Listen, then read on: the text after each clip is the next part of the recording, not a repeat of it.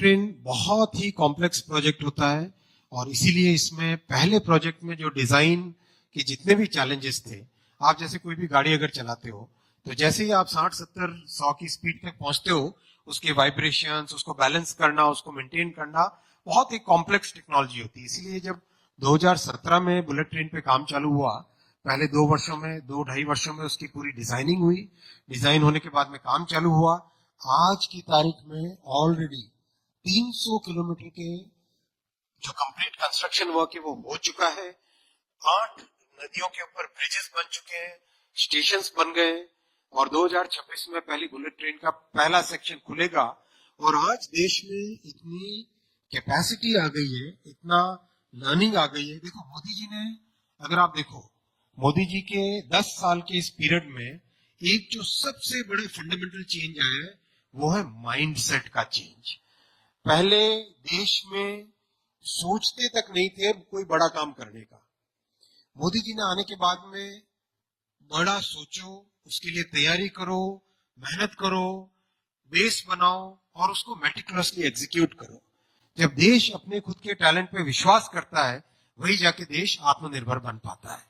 तो आज जो 3 नए कॉरिडोर अनाउंस हुए हैं, वेस्ट में ऑलरेडी पहले कॉरिडोर पे काम चल रहा है, ईस्ट में, नॉर्थ में और साउथ में 3 नए कॉरिडोर बनेंगे। ये देश की नई क्षमता, नए आत्मविश्वास का सूचक है।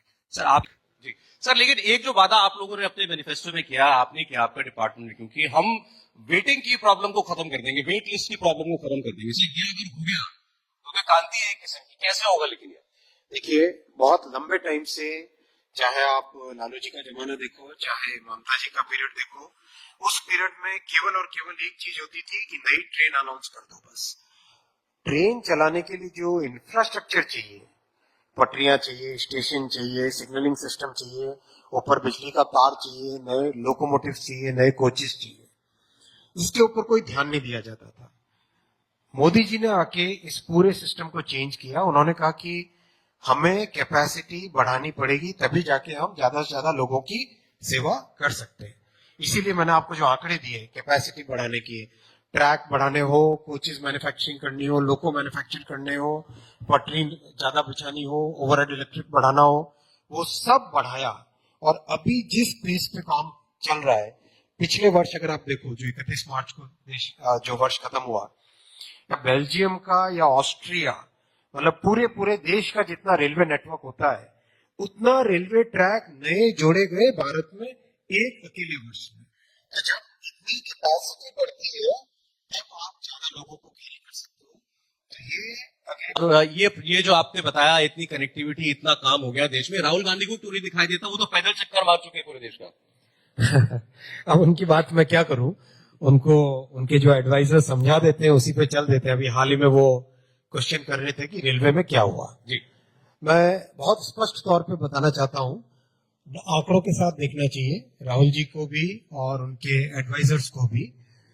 अगर हम 2004 से 2014 वाला पीरियड देखें और 2014 से 2024 वाला पीरियड देखें, बहुत स्पष्ट तौर पे दिखाई देता है कि प्रधानमंत्री श्री नरेंद्र मोदी जी ने रेलवे का किस तरह से ट्रांसफॉर्मेशन किया। 2014 में जब रेलवे की जिम्मेदारी आई थी इस देश में मोदी जी की सरकार पर, हालत ऐसी थी कि क्या कहें। आप देखो, यूपीए के 10 वर्षों में कुल मिला के 5000 किलोमीटर मात्र रेलवे का इलेक्ट्रिफिकेशन हुआ था। 5000, इतना बड़ा देश, इतना बड़ा नेटवर्क। मोदी जी ने 10 साल में 44,000, कहा 5,000, कहा 44,000, 44,000 किलोमीटर का इलेक्ट्रिफिकेशन किया। देश में रेलवे की कैपेसिटी बढ़ाने के लिए ट्रैक्स की जरूरत है, पटरियों की जरूरत है। आप सोचो, 4 से 14 के पीरियड में मात्र 17,000 किलोमीटर पटरियां ऐड हुई। मतलब 2014 में 4 किलोमीटर पर डे के हिसाब से नई पटरियां बनती थी। मोदी जी ने ऐड की 31,000 किलोमीटर नए रेलवे ट्रैक, 31,000 किलोमीटर नए रेलवे ट्रैक। जो 4 किलोमीटर पर डे के हिसाब से रेलवे की पटरियां बन रही थी, आज मोदी जी के टाइम में बन रही है 14.5 किलोमीटर, 14.5 किलोमीटर पर डे। एक भी स्टेशन का रीडेवलपमेंट 2004 से 2014 में नहीं हुआ था। आज 1320 स्टेशनों का रीडेवलपमेंट का काम चल रहा है और दुनिया का सबसे बड़ा स्टेशन रीडेवलपमेंट प्रोग्राम है ये दुनिया का।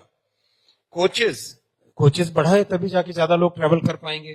32,000 कोच मैन्युफैक्चर हुए थे 4 से 14 में, 54,000 अब 14 से 24 में। इलेक्ट्रिक लोको 2000 हुए थे, अब 6,500। डेडिकेटेड फ्रेट कॉरिडोर की कितनी इंपॉर्टेंस है हम सब समझते हैं। 2014 से पहले आप सब बैठे हो, गैस करो कितने किलोमीटर फ्रेट कॉरिडोर कंप्लीट हुआ था, गैस कीजिए। 2004 में काम चालू हुआ था, 2004 से 2014 में 0 किलोमीटर, 0। 2014 से अब तक 2,700 किलोमीटर।